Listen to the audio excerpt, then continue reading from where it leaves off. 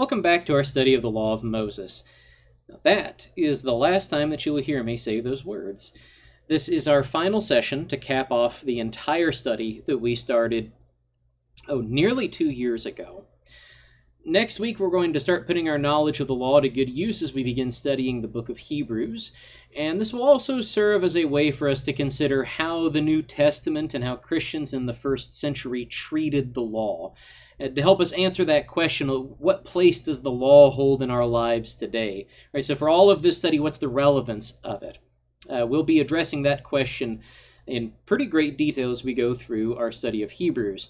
For now, we're going to cap everything off by looking at the way that justice was enforced under the law of Moses and in the ancient Near East in general. All right, so we've been given all of these laws, have been given all of these rules. How is all of this enforced, right? The rubber hits the road kind of stuff. Let's start with a couple of examples from before the law of Moses. The first one is one that we looked at last week, the case of Joseph and Potiphar's wife. Now remember that the actual crime was attempted rape. So Potiphar's wife attempts to rape Joseph. She starts off by trying to seduce him, but when he refused, she seized him, which is, as we saw elsewhere in the law, the language of rape. And so Joseph runs away, leaving his cloak behind in her hand. But of course, we know that Joseph is the one who ends up in prison for attempting to rape Potiphar's wife. Why is that? What does Potiphar's wife have against Joseph? Meaning, like, what does she have on Joseph so that the legal system of Egypt in that day would send him to prison instead of sending her to prison? She has three things that she brings out. She brings his cloak. She, more importantly, brings her outcry, but most important of all, her status. Right, the evidence, such as it is faked. Right, he's run off and left the cloak behind. It's not really material evidence that he has attempted to rape her. It's not an indication that he was stripping or anything. She uses it in that way, right? But it doesn't demonstrate anything. Her outcry is false witness. And this speaks to the importance of witness testimony, which we'll turn our attention to later on in our study. But what really seals the deal is her status relative to Joseph's status. She is the master's wife, and Joseph is a slave. And in antiquity, her word means more than his. Right, we talked today about a situation that is a he said, she said. And we talk about the importance of having a report, an outcry made. And the idea, at least in modern times, the idea is that we're supposed to have an equal voice before the law. In antiquity, in much of the ancient world, justice, such as it was explicitly skewed in favor of higher status people. Now, even though we've just said that in modernity we're supposed to all have an equal voice, the way things worked in antiquity should sadly make some intuitive sense to us. Because even today we should understand just how difficult it can be to have justice done when your adversary is higher status than you. Right? Even though our laws formally are supposed to provide equal treatment, right? That's one of the big principles that we're built on, is equal treatment under the law. And yet we have plenty of modern examples of, it's almost like a proverb, a modern proverb about how rich people can buy their way out of anything. It's a trope that finds its way into all kinds of stories, how rich and powerful people keep getting away with stuff over and over again. And we've seen that laid bare in all kinds of very recent stories. Harvey Weinstein and the whole Me Too movement. We've seen it with Jeffrey Epstein. We've seen all of these indications that wealthy, powerful people can get away with stuff that that us little folks can't, right? And of course, we've also all heard horror stories about when grandma gets into the crosshairs of some really rich guy or some mega corporation. You hear stories about Mark Zuckerberg essentially waging war against people living along some beach in Hawaii because he wants their property. Um, Stories about eminent domain where the state comes in and takes your ancestral home that's been in the family for 50 generations or whatever, and pays you 10 cents on the dollar for it. All kinds of examples in the modern world of justice being handed out according to status. Well, we have tons of examples in antiquity of just that kind of thing happening, how status worked to give people the upper hand in the justice system. We're going to stick to the Joseph story, though, because we see status and false witness feature importantly in Joseph's story repeatedly, not just here in the episode with Potiphar's wife, but throughout the entire story. In fact, it goes all the way back to the beginning of Joseph's story in Genesis chapter 37. Moses tells us at the very beginning that Joseph is Jacob's favorite son. And he tells us that immediately after, or in the very next sentence after telling us that Joseph has brought a malicious report against his brothers. Now, we're not told what the immediate consequences are there for his brothers, but it's clear in this circumstance that Joseph is successful. He's able to bring this malicious report, and it's believed because he has the status of favorite son in his father's eyes. And so the long-term result is that Joseph's brothers all hate him, so much so that they consider murdering him and end up, as a step down from murder, selling him off into slavery. But again, we get this mix of status and false report right out of the gate in Joseph's story. And then we get that same mix in the episode with Potiphar's wife in Genesis 39. But then we see it again starting in Genesis chapter 42, verses 6 through 17. And let's turn there together and read. Now Joseph was governor over the land. He was the one who sold to all the people of the land. And Joseph's brothers came and bowed themselves before him with their faces to the ground. Joseph saw his brothers and recognized them, but he treated them like strangers and spoke roughly to them. "Where did you come from?" he said. They said, "From the land of Canaan to buy food." And Joseph recognized his brothers, but they did not recognize him. And Joseph remembered the dreams that he had dreamed of them, and he said to them, "You are spies. You have come to see the nakedness of the land." And they said to him, "No, my lords, your servants have come to buy food. We're all sons of one man. We're honest men. Your servants have never been spies." He said to them, "No, it is the nakedness of the land that you have come to see." And they said, "We, your servants, are 12 brothers, the sons of one man in the land of Canaan. And behold, the youngest is this day with our father, and one is no more." But Joseph said to them, "It is as I said to you. You are spies. By this you shall be tested. By the life of Pharaoh you shall not go from this place unless your youngest brother comes here. Send one of you, and let him bring your brother, while you remain confined, that your words may be tested whether there is truth in you. Or else by the life of Pharaoh surely you are spies." And he put them all together in custody for 3 days.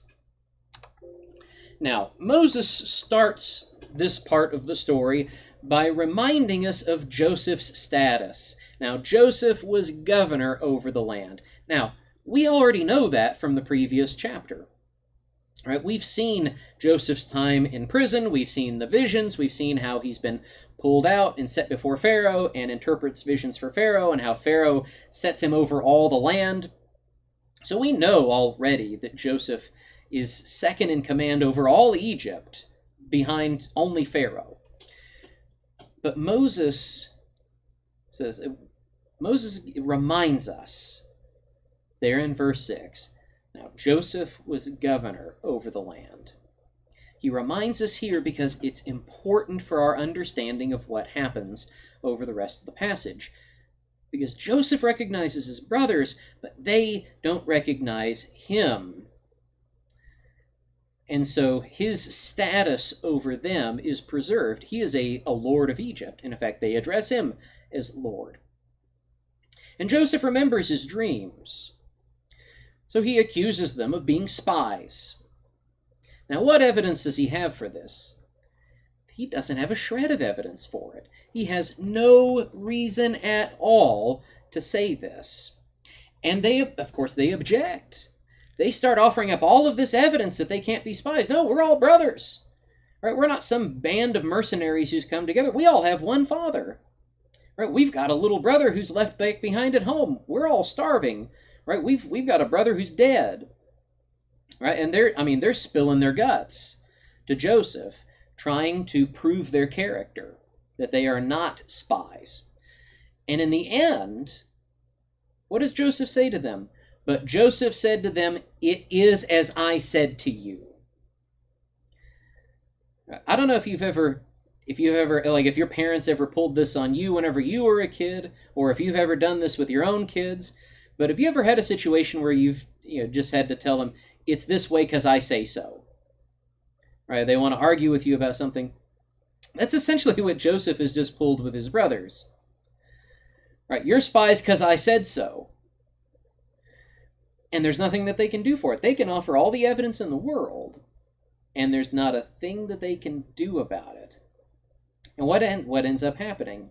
Even though there's not a shred of evidence that they are spies, the brothers end up in custody. And why do they end up in custody? It is solely because of the difference in status. That's it. That's all there is to it. Joseph is an Egyptian lord, and the brothers are foreigners. And everything happens solely on that basis. And the entire drama that unfolds over the course of chapter 42, chapter 43, chapter 44, all of it comes back to this event, that Joseph was able to accuse them of whatever he wanted to because of that difference in status, just like he was able to do when they were kids.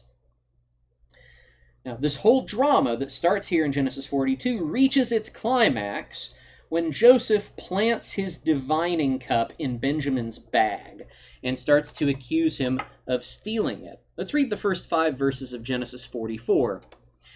Then he, that is Joseph, commanded the steward of his house, "Fill the men's sacks with food, as much as they can carry, and put each man's money in the mouth of his sack, and put my cup, the silver cup, in the mouth of the sack of the youngest, with his money for the grain."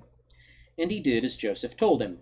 As soon as the morning was light, the men were sent away with their donkeys. They had gone only a short distance from the city. Now Joseph said to his steward, "Up, follow after the men, and when you overtake them, say to them, 'Why have you repaid evil for good? Is it not from this that my Lord drinks, and by this that he practices divination? You have done evil in doing this.'" Now, the irony is laid on super thick here. Because where else have we seen phony evidence planted and a false charge brought in the Joseph story? Of course, this is supposed to bring to mind the episode with Potiphar's wife. And what Potiphar's wife did to Joseph, now Joseph is doing to Benjamin. Planting evidence and bringing a false charge. And as you read through the rest of the chapter, and as you read the beginning of Genesis chapter 45, ask yourself, what stops Joseph from keeping Benjamin as he threatened to do? What's the only thing that stops Joseph? The only thing that stops him is him. The only thing that stops Joseph is that he cracks. He breaks down. Whenever Judah offers himself in exchange for Benjamin, he can't hold back anymore. He's been wanting to cry this whole time. He's been wanting to reveal himself. Now he can't hold it back anymore. And he finally cracks. That's the only thing that stops him. If Joseph had wanted to continue with the charge, there's absolutely nothing that the brothers could have done to stop him, and they recognized that. Right? Over the course of that episode in Genesis 44, as you read, they expect that Benjamin is going to be put to death, and they expect that the rest of them are going to become Joseph's slaves. And in fact, that's the assumption that they continually work on as they're talking with the servant and with Joseph.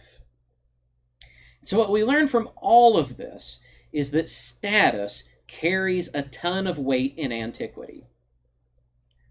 Because, again, there was nothing the brothers could have done to stop Joseph. Even though the evidence was phony, even though the charge was phony, Joseph had status, and they didn't. And so the law is on his side. Several of the ancient law codes differentiate justice based on relative status. Right? Did someone of higher status do something to you? That person might have to pay a fine. Maybe. Maybe nothing happens to them. But did someone of lower status do something to you? In a lot of cases, you can have that person put to death. The laws are just codified that way. Yeah, you look at a lot of these ancient law codes, and you find different consequences for people of different relative status. But the law of Moses is different. The law of Moses explicitly says that there are not different standards and that there are not different penalties based on class. We find that most briefly stated in Leviticus 19, verse 15. You shall do no injustice in court. You shall not be partial to the poor or defer to the great, but in righteousness you shall judge your neighbor. Your status is not supposed to give you a better chance at justice, right? Even for the poor. Notice how significant that is, right? The poor, as we know from our earlier studies, are economically protected, right? They have special economic status. But when it comes to matters of justice, in terms of, did you commit a crime? Have you wronged this person? Or are you guilty of this, that, or the other thing?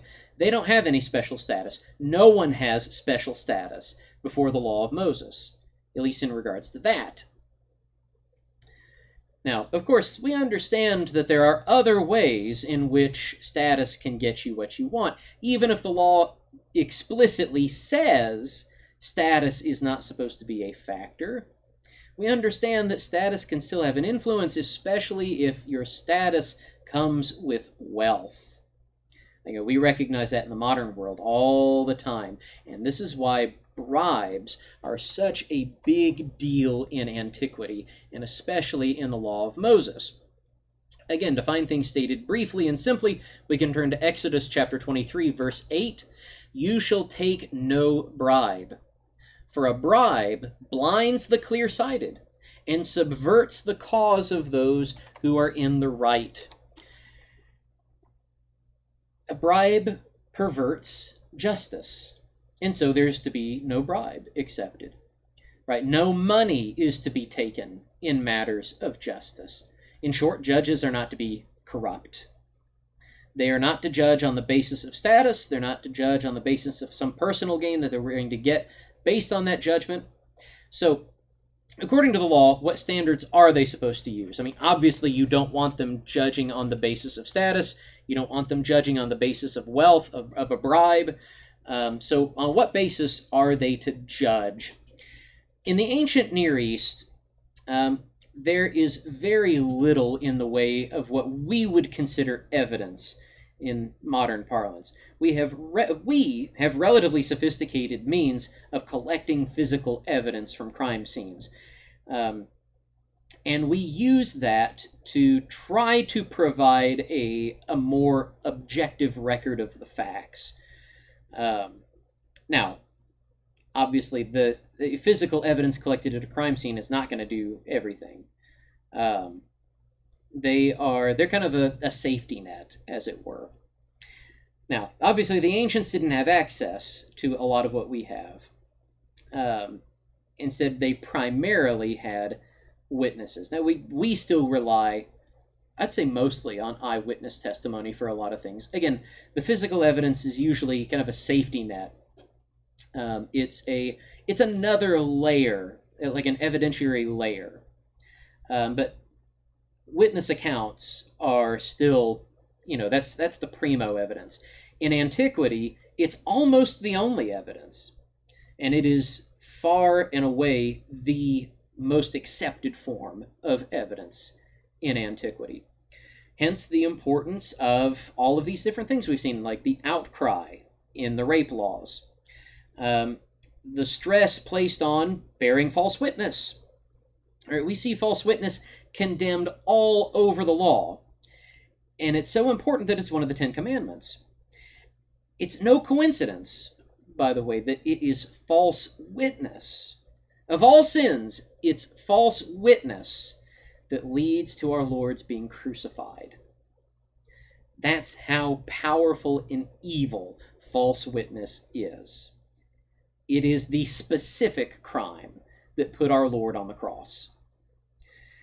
And this is why you have this constant standard repeated all throughout the law. In fact, we'll see it, I think, at some point today in our study, that there are two or three witnesses are required for capital offenses. In other places in the law, it just says all charges are to be established on the basis of 2 or 3 witnesses. So the importance of witnesses and the terrible potential of false witness gave rise to a principle that we call talionic punishment. Talionic punishment is just the principle that the wrong which you do to another should come back around to you. You should suffer that wrong.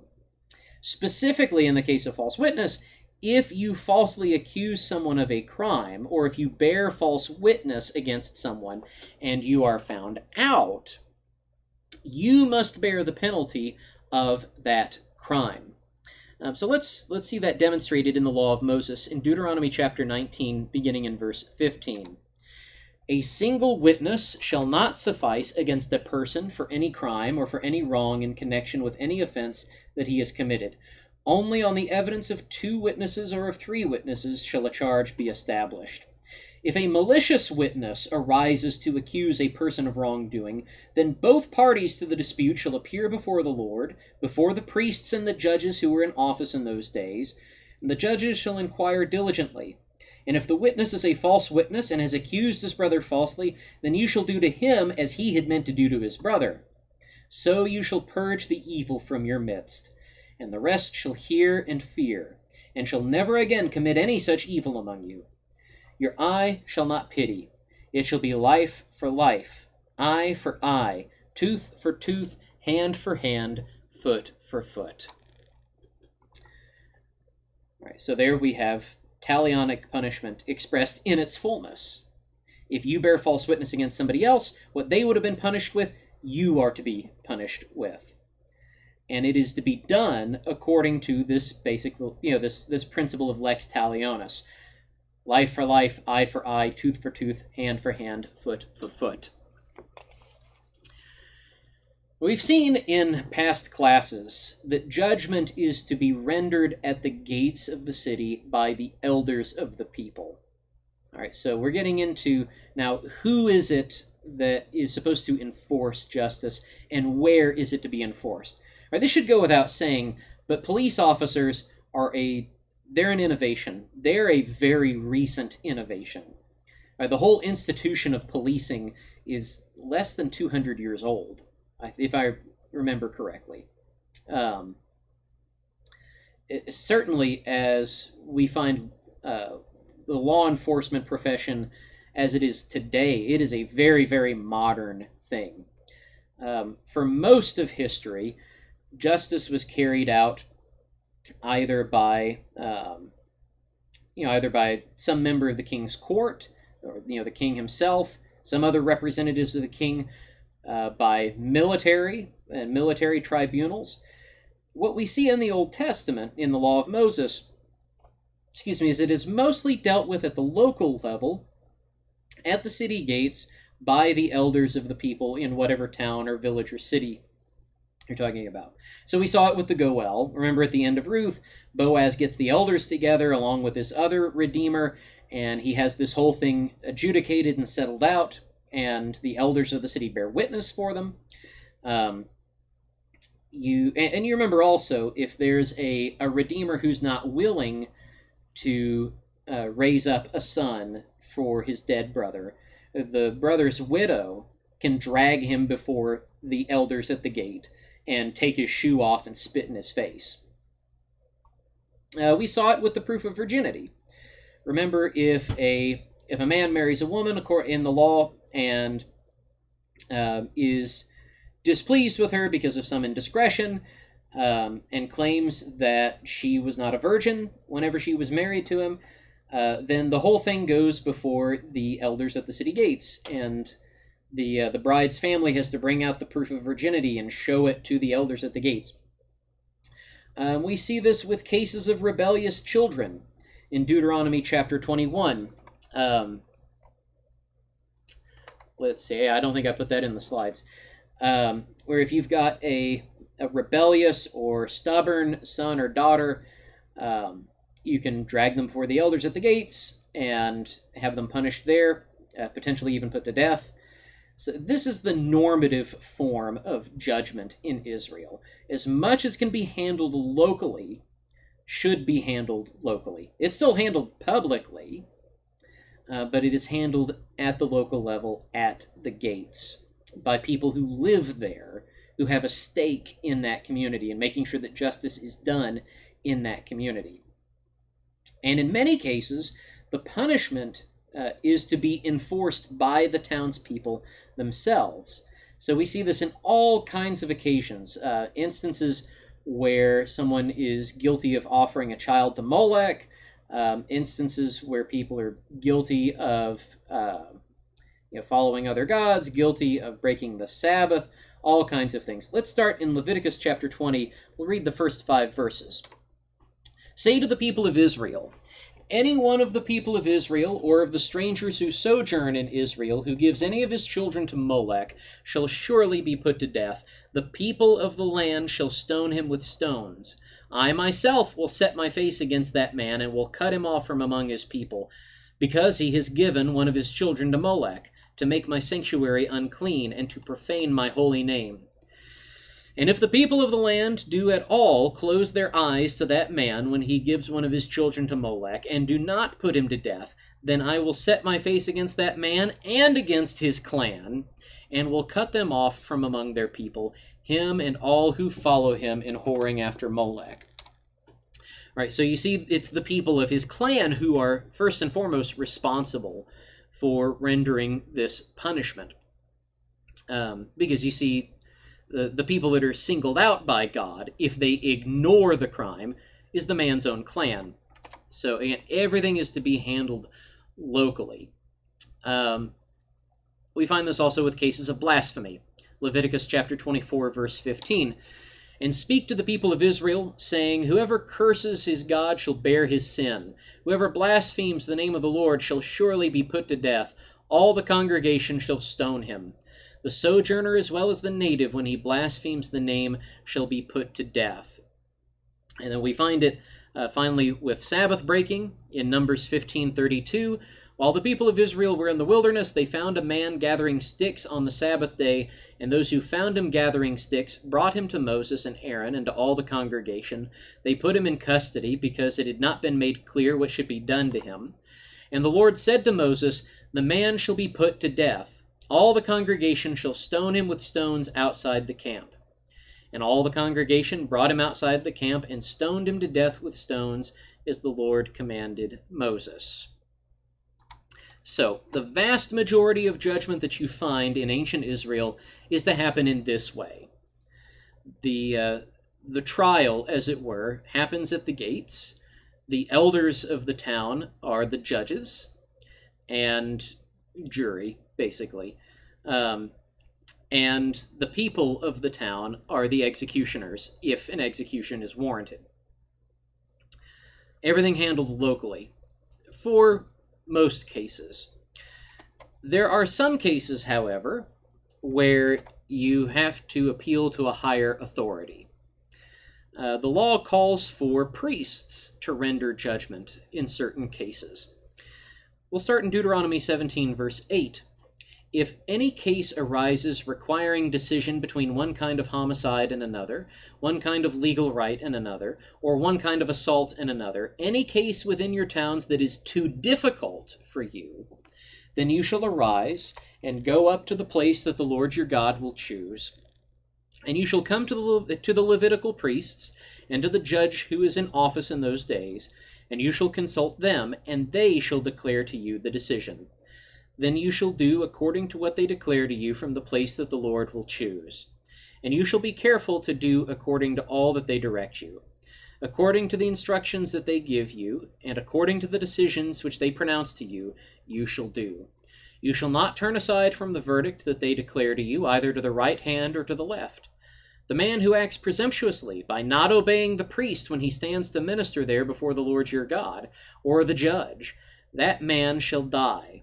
So you shall purge the evil from Israel, and all the people shall hear and fear, and not act presumptuously again.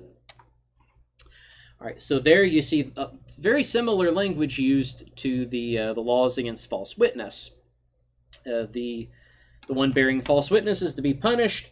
The people will see, the people will fear, they won't do it again.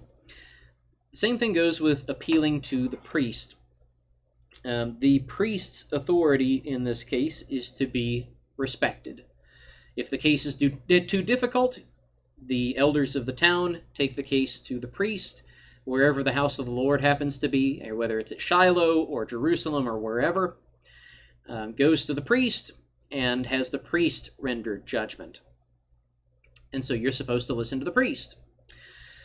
Now, you saw the language of intercession in that law, right? The man who acts presumptuously by not obeying the priest who stands to minister there before the Lord your God, that man shall die.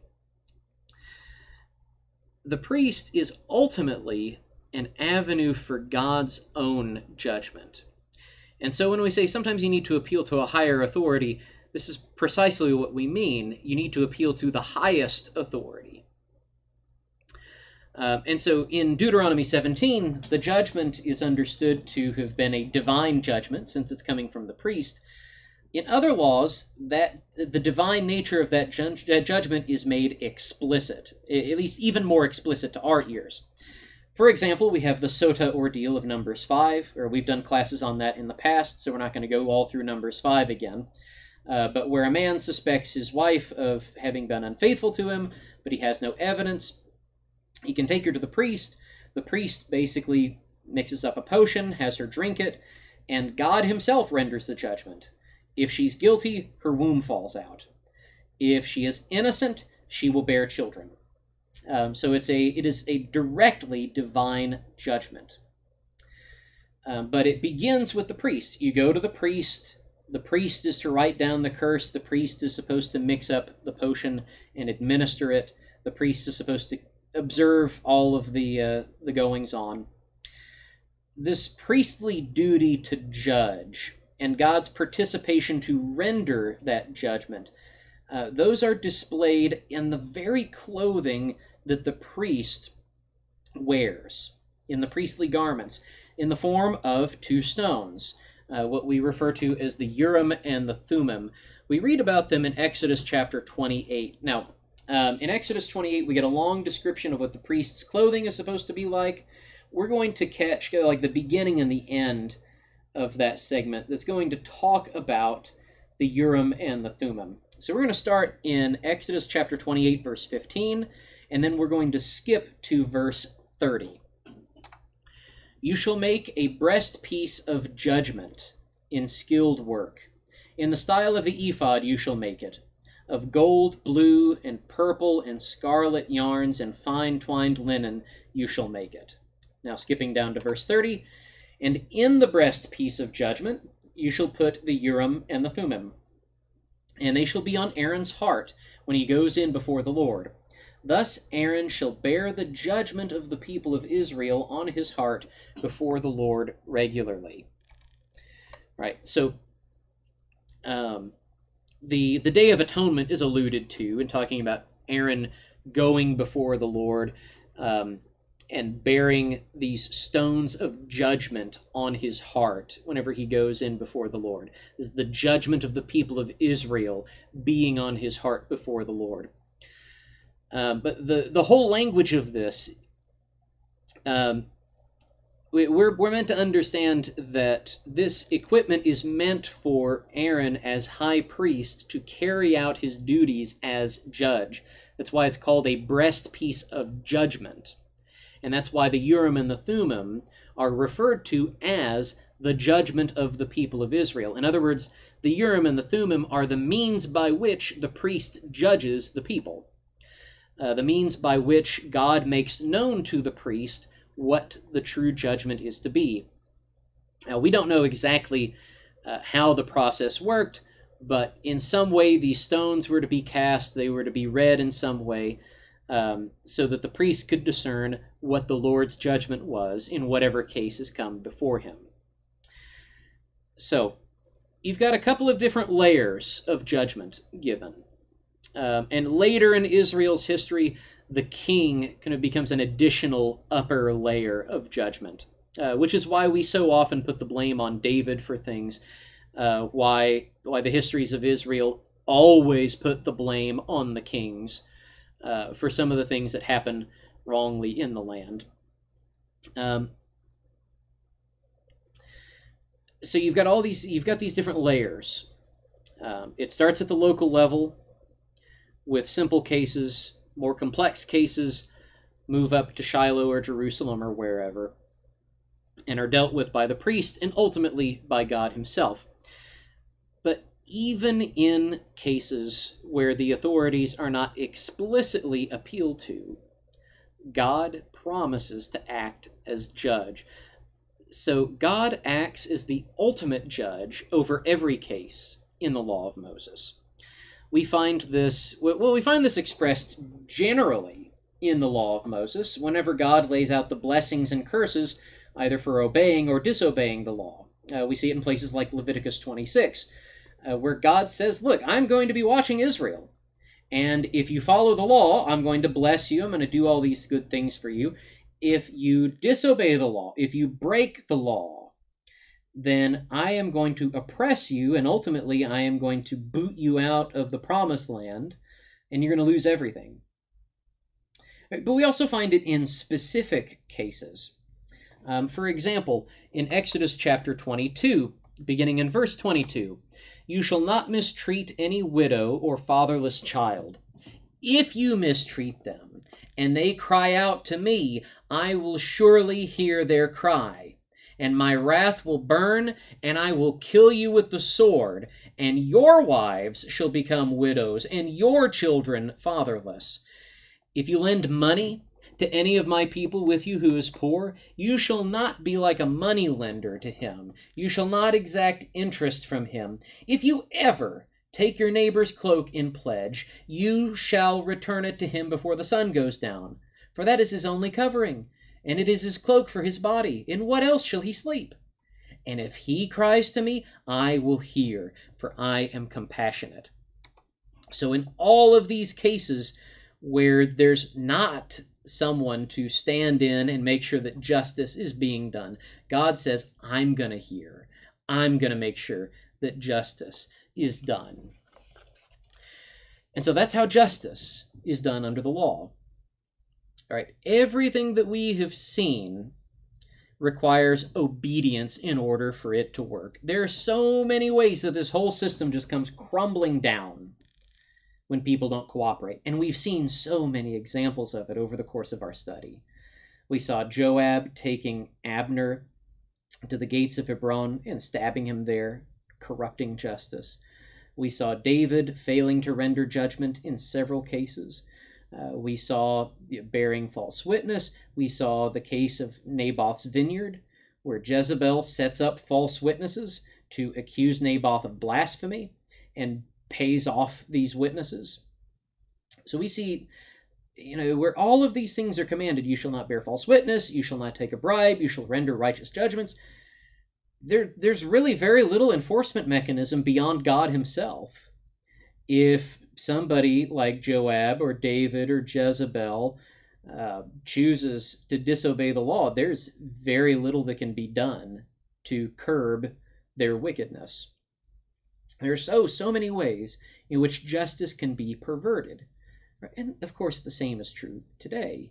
It's true in the world and it's true in the church. Right? I alluded to the Me Too movement earlier in the lesson. There has been a similar unveiling of wrongdoing in church circles. I hate to slap the hashtag on it. I feel like hashtags cheapen things, but it's commonly referred to as the Church Too, TOO, Church Too, where women have been coming out in huge numbers talking about how they have been abused by people in the church and how it's been covered up by the people in the church who should have been executing justice.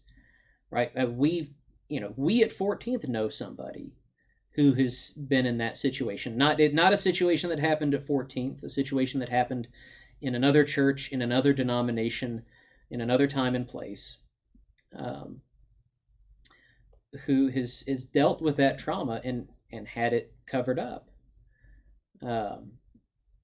And by all accounts, it is exceedingly common for people to be ignored, and for the leaders in a congregation, like the preacher, like the elders, or in other denominations, like a pastor or like the priest, to cover things up, because people in the church choose not to obey the law, because people choose to render false judgments, because people choose to accept bribes, because people are corrupt, yes, even in the church. And it ought not be so. Because look, if somebody wants badly enough to corrupt justice, it is very difficult to stop them, unless we're willing to take a very uncomfortable stand against it. And even then, we often fail. So the promise that the law gives us, and the gospel repeats this promise, is that God is just. Where our justice fails, his justice will not. He sees what's done in the dark. He sees the truth behind the false witnesses' lies. He avenges wrongs. He is the Goel for the one who has no Goel. For those who are oppressed, this is God's promise. God has got your back. The arc of justice ultimately bends your way. But for those who do the oppressing, it is his threat.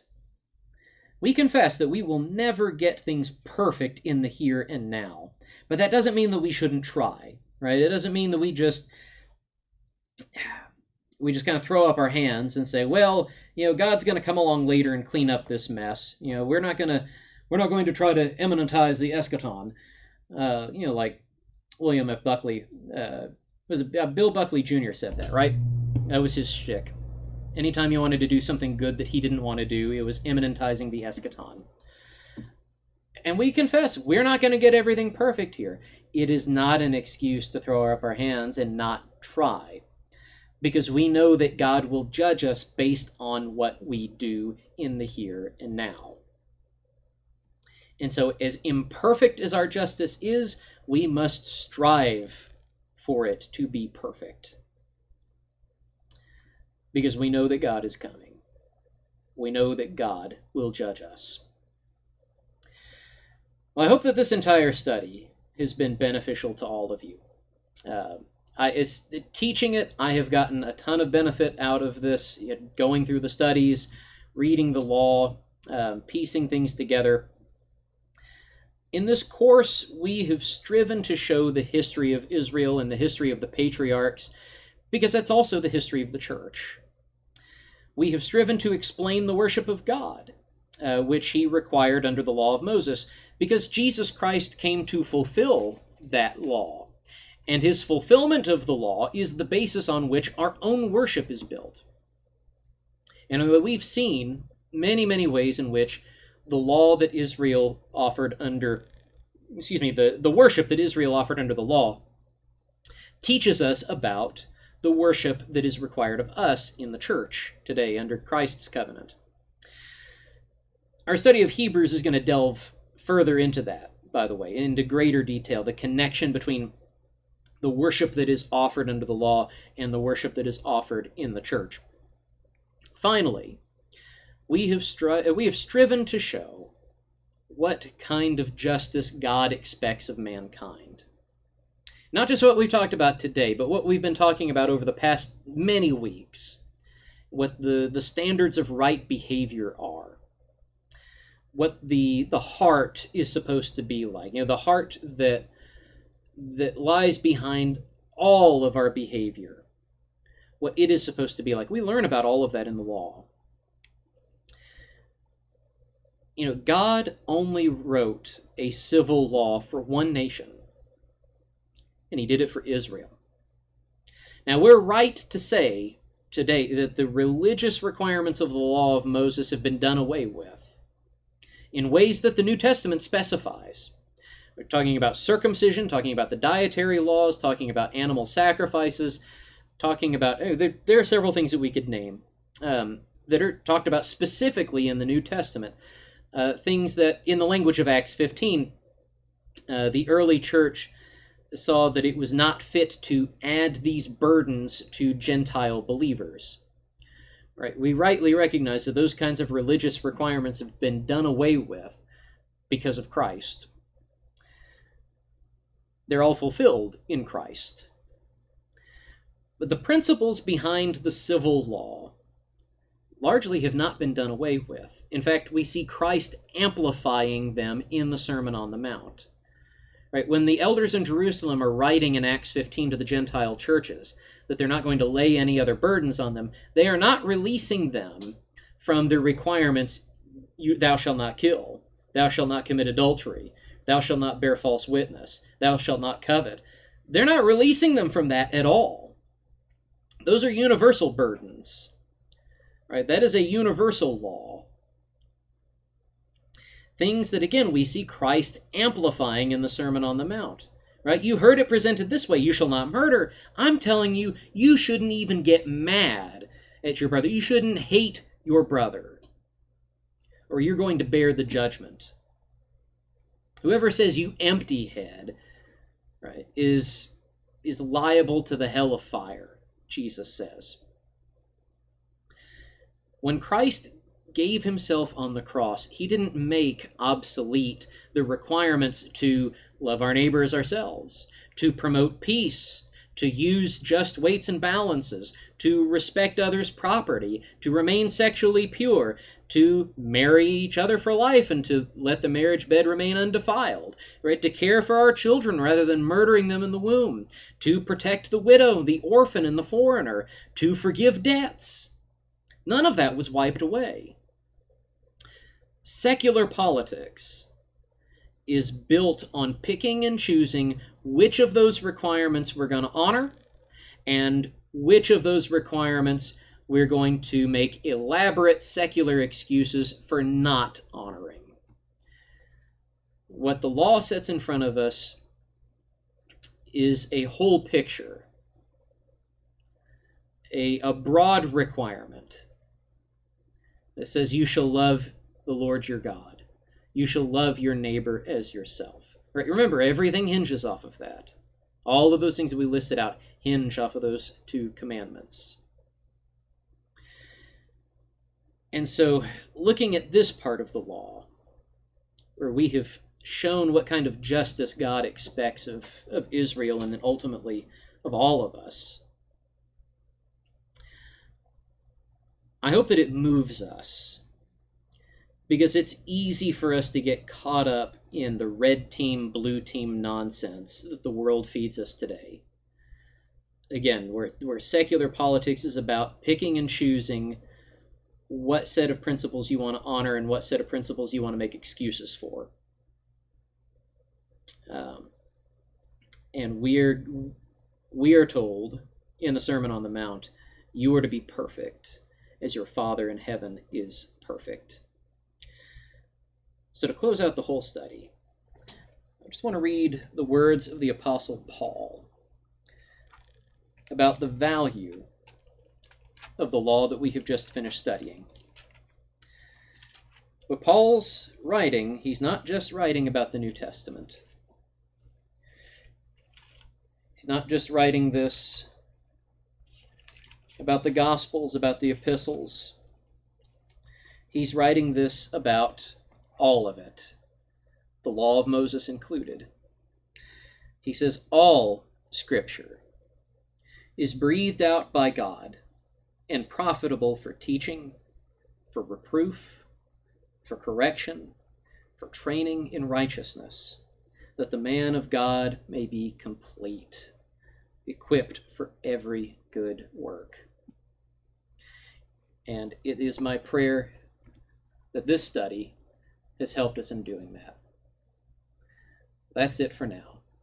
Till next week, take care. Bye-bye.